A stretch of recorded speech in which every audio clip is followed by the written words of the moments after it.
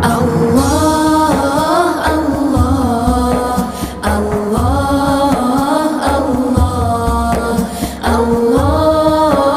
Allah, Allah ya Allah.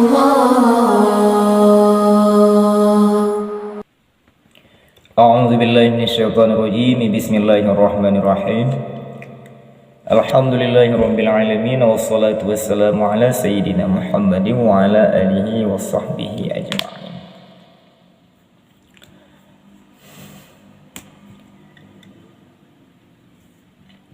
Pembahasan di sini kita akan membahaskan yaitu mengenai dengan Ar-Rahmanu 'alal 'arsy istawa. Benarkah Allah Subhanahu wa taala bersemayam di arasy atau tidak? Kalau benar, bagaimana dengan mukhalafatuhu lil hawadits? Kalau salah, bagaimana dengan ayat tadi Ar-Rahmanu 'alal 'arsy istawa? Nah, permasalahan ini adalah permasalahan yang sebenarnya sudah begitu tersebar luaskan, yang sebahagian meyakini seperti yang dikatakan istawa bersemayam, dan sebahagian yang lain tidak mengatakan bersemayam, tapi mengartikannya dengan arti lain yang cocok dengan ketentuan-ketentuan. Dalam dua perbedaan tersebut sebenarnya mana yang benar dan mana yang salah. Di sini mungkin tidak kedua-duanya benar dan tidak kedua-duanya salah. Artinya yang satu benar, yang satu lagi salah. Karena soal di sini mengenai dengan masalah akidah. Kalau masalah fikih bisa jadi ada dua pendapat yang berbeda, namun kedua-duanya masih dalam lingkup kebenaran, cocok dan wajar, karena fikih adalah ilmu dhaniyah. Kalau i'tiqad bersifat yakiniyah, maka salah satu di antara dua yang berpendapat tadi benar dan satu lagi salah. Syekh Muhammad Ad-Dusuki di dalam kitabnya Hasyiah Dusuki ala Syarhi Ummil Barahin menyebutkan ada 6 penyebab yang dapat menyebabkan seseorang menjadi kufur. Yang pertama adalah ijabuz zati. Ini adalah pangkal kufurnya orang falsafah. Yang kedua, tahsinul aqli, merupakan pangkal kufurnya orang barahamah. Barahamah bagian daripada falsafah juga. Untuk yang ketiga, taqlidur rad'i. Ini adalah pangkal kufurnya orang yang menyembah patung. Yang keempat, rabtul adi. Rabtul adi merupakan pangkal kufurnya orang-orang yang mengikuti tabiat. Kemudian yang kelima, jahlul murakkabi. Ini sering terjadi. Bahkan di sini disebut jahlul murakkabi adalah merupakan cobaan untuk kebanyakan orang. Kemudian yang keenam, tamassuku fi usulil aqaidi bi mujarradi tawahiril kitabi was sunnati min ghairi basiratin fil aqli. Kita akan membahas yang keenam saja karena kaitannya dengan ayat Ar-Rahmanu 'alal 'arsy istawa. Tamassuku, berpegang dalam dasar akidah dengan semata-mata zahir kitab dan sunnah saja daripada tanpa penalaran dalam akal. Ini adalah menjadi sebagai sebab kufur. Dan tamasuk ini merupakan pangkal sesatnya orang Hasyawiyah, di mana mereka berkata bit tashbihi wat tajsimi wal jihadi. Dalam pendapat mereka ada tasbih, ada persamaan antara zat Allah dengan makhluk. Ada tajsim, berbentuk, ada arah. Mereka berkata sedemikian karena amalan bi zahiri qaulihi ta'ala 'alal 'arsyis tawa. Beramal dengan zahir firman Allah Ar-Rahmanu 'alal 'arsyis tawa. Allah yang Maha Rahman bersemayam di atas arasy. Bersemayam. Yang pertama masalahnya bersemayam. Yang kedua alal arasy. Untuk bersemayam ini adalah perlakuan yang serupa dengan perlakuan makhluk, duduk bersila. Dengan mengatakan Allah bersemayam di atas arasy, itu artinya menyerupakan Allah dengan makhluk di sisi sama-sama istawa. Nah, kalau ada penyerupaan di sini, mungkin kita juga bisa mengetahui ternafi pendapat ini dengan mukhalafatuhu lil hawadisi. Kemudian seterusnya nanti kita jelaskan apa makna yang cocok untuk istawa. Kemudian lanjutan kepada pendapat orang Hasyawiyah, yaitu mereka mengatakan tajsim dan jihad. Untuk jihad seperti firman Allah yang terdapat dalam surat Al-Mulk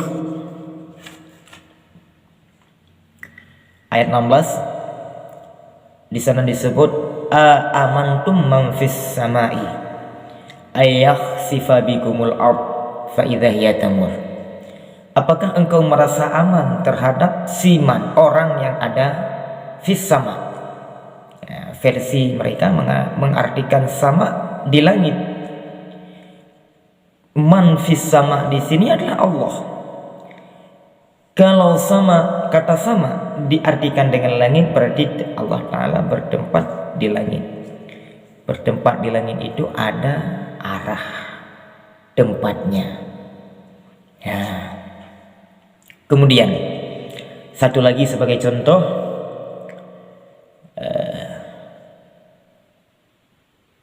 lima khalaqtu biyadayya.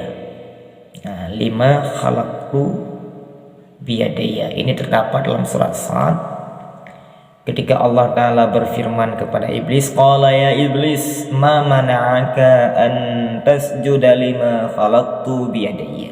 Wahai iblis, apa yang membuatmu tidak mau sujud terhadap apa yang telah aku ciptakan biyadaya? Nah, kata yadaya mereka mengartikan dengan dua tangan. Kalau diartikan dengan dua tangan, berarti berjisim. Berjisim itu sama dengan makhluk. Nah, kemudian oleh Syekh Muhammad Ad-Dasuki mengatakan di sini mengartikan berpegang pada dasar akidah dengan semata-mata bahir kitab dan sunnah saja tanpa ada penalaran dalam akal.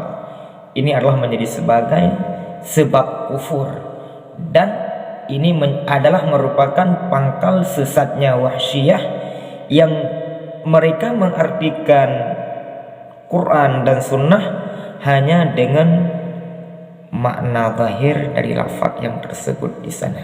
Kufur dong. Nah, kalau kufur berarti, kalau kufur istawa yang terdapat dalam ayat ini, kemudian lafaz sama'i, lafaz yadayya, maka ia tidak boleh diartikan dengan makna zahir. Harus melihat maknanya yang lain yang terdapat di sana. Nah, maka dari tema tadi terjawab sebahagian dengan penjelasan ini. Benarkah Allah bersemayam di atas arasy? Kalau benar, bagaimana dengan mukhalafatul hawadis? Nah, berarti Allah bukan bersemayam di atas arasy. Bersemayam duduk bersila itu bukan, karena menyalahi dengan mukhalafatul hawadis. Tinggal satu lagi, kalau bukan, bagaimana dengan ayat Ar-Rahmanu 'alal 'arsyis istawa? Nah, masalahnya berarti pada kata istawa. Nah, untuk mengartikan hal ini kita butuh ilmu alat lainnya yang membicarakan tentang hal tersebut, dan ilmu untuk mengetahui ini adalah ilmu badi. Ya, ilmu badi. Sekilas tentang ilmu badi. Ilmu badi adalah sebuah ilmu yang dengan ilmu itu kita mampu mengucapkan kalam yang indah, kalam yang elok. Nah, itu melalui ilmu badi. Nah, kemudian kata istawa, kata fis samai, kata yadaya itu disebutkan dalam ilmu badi, dalam istilah namanya disebut dengan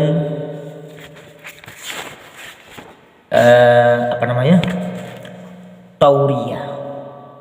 Nah, tauriyah adalah salah satu nama dari cara memperbagus kalam, nama dari ilmu badi.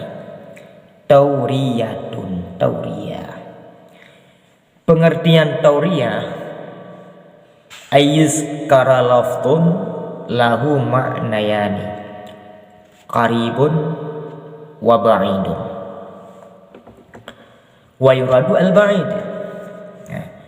Disebutkan sebuah lafaz yang punya dua makna. Yang satu makna qarib, yang satu lagi makna ba'id. Qarib dekat, makna tersebut dekat dengan itu lafaz. Yang kedua ba'id, jauh. Untuk mengartikan lafaz itu kepada makna tersebut agak jauh, tapi itu adalah makna dari lafaz itu juga. Itu disebut dengan ba'id. Nah, disebutkan sebuah lafaz yang punya dua makna, yaitu maknanya yang qarib dan maknanya yang ba'id. Yang dimaksudkan adalah makna ba'id. Nah, sebagai contoh, Ar-Rahmanu 'alal 'arsyis istawa. Masalahnya pada kata istawa. Makna istawa, makna qaribnya adalah istiqrar. Ini mungkin yang mereka katakan bersemayam, tetap duduk di sana. Itu makna qaribnya. Sedangkan makna ba'idnya adalah al-istilai, menguasai. Nah, di sini terjadi tauriyah. Nah, tauriyah disebutkan satu lafaz yang punya dua makna, yaitu makna qarib dan makna ba'id, dan yang dimaksudkan daripada lafaz itu adalah untuk makna ba'idnya, bukan makna qaribnya. Artinya istawa yang terdapat dalam ayat, makna yang dimaksudkan adalah bukan bersemayam, karena itu makna qaribnya. Tapi yang dimaksudkan adalah makna ba'inya, yaitu menguasai. Nah, maka di sini dapat kita ketahui maksud daripada istawa dalam ayat adalah Allah yang Maha Rahman menguasai di atas arsy, bukan duduk bersila. Kalau menguasai ini sesuai dengan mukhalafatul hawadis, tidak menyalahi. Tapi kalau duduk bersila, bersemayam, menyalahi dengan mukhalafatul hawadis. Karena di situ terjadi persamaan dengan makhluk. Kalau menguasai tidak ada persamaan, karena makhluk memang sama sekali tidak menguasai. Nah, itu tauriyah. Kemudian tauriyah itu terbagi dua. Ada yang mujarradah, ada yang murasyahah. Yang mujarradah seperti ayat tadi. Mujarradah adalah dalam lafaz itu, pada lafaz itu tidak diiringi dengan lafaz lain yang cocok untuk makna qarib dari lafaz tersebut. Seperti tadi cuma disebut istawa, bersemayam. Tidak disebut sebuah kata lain yang makna kata lain itu cocok dengan makna qarib daripada kata istawa. Tidak disebutkan lagi. Tidak disebutkan itu adalah sunyi daripadanya, maka disebut mujarradah. Tauriyah mujarradah. Yang kedua tauriyah murasyahah, sebalik daripada mujarradah, yaitu disebutkan lafaz lain yang cocok untuk makna qarib daripada lafaz tersebut. Sebagai contoh, was-samaa'a banainaha bi'aidi, dan langit kami bina akannya langit dengan tangan. Disebut kata tangan. Makalahnya pada aidin. Pada aidin inilah terjadi tauriyah. Aidin punya dua makna. Makna qaribnya adalah tangan, juzuk tubuh, bagian daripada tubuh. Makna baidnya kekuasaan. Kemudian sebelum lafaz aidin disebut lafaz banaina, kami bikin, cocok untuk makna qarib aidin, tangan. Bikin pakai tangan kan cocok. Tapi yang dimaksudkan tetap makna baidnya, bukan makna qaribnya. Kekuasaan, bukan tangan. Nah, disebutkan lafaz banaina ini untuk murasyahah. Nah, tujuan tauriyah ini apa? Kan dari ilmu badi. Ilmu badi itu untuk keindahan kalam dan keelokan kalam. Kita sama-sama meyakini kalam Al-Quran, bahasa Al-Quran itu sangat indah dan sangat elok, penuh dengan balaghah. Nah, itulah tujuannya. Berarti kalam Quran adalah kalam yang indah, kalam yang bagus, kalam yang elok, kalam yang balaghah. Untuk mencapai balaghah, sudah pasti ada fasahahnya.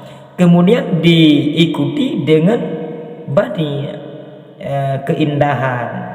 Ada kalam Al-Quran, kalam yang indah, maka disebutkan ini yang seperti ini. Ada tauriyah mujarradah, tauriyah murasyahah. Ini untuk tahsinul kalam, untuk tahsinul kalam. Kita harus paham sampai ke situ, menguasai ilmu badi dan ilmu alat lainnya, baru bisa mengartikan Al-Quran yang pada ayat mutasyabihat seperti ini. Ini terlepas daripada mutasyabihat yang seperti potongan-potongan huruf Thaha, Yasin, itu memang kita tidak bisa mentakwilkannya. Hanya Allah yang tahu apa artinya. Tapi kalau istawa seperti ini kan ada makna bersemayam, yadin ada makna tangan. Yang dimaksudkan jangan makna tangan, jangan makna bersemayam, karena menentang dengan mukhalafatul hawadis. Efeknya apa? Akidah rusak, kufur. Kufurnya lewat mana? Tidak mempersebutkan mukhalafatuhu lil hawadis pada Allah dengan mengatakan sesuatu kepadanya yang ada persamaan dengan yang lainnya. Otomatis ketika ada persamaan tidak lagi ghaniyun an ghairih. Sementara Allah Ta'ala wajib terkaya daripada lainnya. Apa itu terkaya? Tidak butuh kepada yang lain. Maka untuk ayat Ar-Rahmanu 'alal arsyistawa, bukan Allah bersemayam di atas aras sebagaimananya, tetapi Allah yang Maha Rahman menguasai di atas aras. Kalau menguasai itu cocok untuk Allah dan tidak menyalahi dengan mukhalafatuhu lil hawadisi dan dengan qiyamuhu binafsihi. Tapi kalau bersemayam, duduk bersila, butuh tempat dan duduk. Kalau ada yang katakan kadang begini, iya duduk Allah Ta'ala itu tapi tidak sama bagaikan duduknya makhluk. Duduk ada duduknya, tapi duduknya tidak bagaikan duduk makhluk. Ini terbantah dengan wahdaniyah. Esa Allah Ta'ala itu esa pada zat, esa pada sifat, dan esa pada af'al. Pada semuanya esa. Esa tunggal, tidak ada yang sama. Kalau kita katakan misalnya untuk esa, ada zat lain yang bagaimana? Yang sama dengan zat Allah Ta'ala, itu tidak lagi esa. Itu ta'adud namanya, mustahil. Kemudian bila kita katakan Allah Ta'ala itu zatnya terdiri daripada beberapa juzuk sehingga bersatu menjadi sebuah zat, seperti punya tangan atau ada lain-lainnya lah, itu pun ternafi dengan wahdaniyah. Ada kam muttasil yang ternafi melalui wahdaniyah, ada kam munfasil. Kam muttasil ternafi dengan wahdaniyah. Kam muttasil itu kita katakan zat Allah Ta'ala itu terdiri daripada beberapa juzuk sehingga jadilah sebuah zat. Misalnya punya tangan, punya wajah, sehingga jadilah sebuah zat. Itu kam muttasil ternafi melalui wahdaniyah. Kam munfasil juga ternafi, ada zat lain yang sama dengan zat Allah. Untuk af'al Allah Ta'ala itu pun juga esa, tidak ada yang menandingi.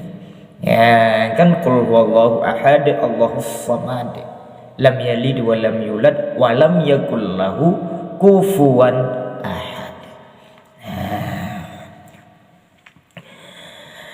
Akhirnya kita berdoa kepada Allah Ta'ala sebagaimana yang sanif berdoa, yaitu Allahumma ktubna fi zumrati awliyaikan najin min kulli fisnatid dunya wa ukhra ya arhamar rahim. Ya Allah, tuliskanlah nama kami dalam golongan para auliamu yang selamat daripada tiap-tiap fitnah dunia dan akhirat. Ya arhamar rahimin. Amin ya rabbal alamin. Wallahu a'lam bis-shawab wa ilaihil marji' wal ma'ab. Allah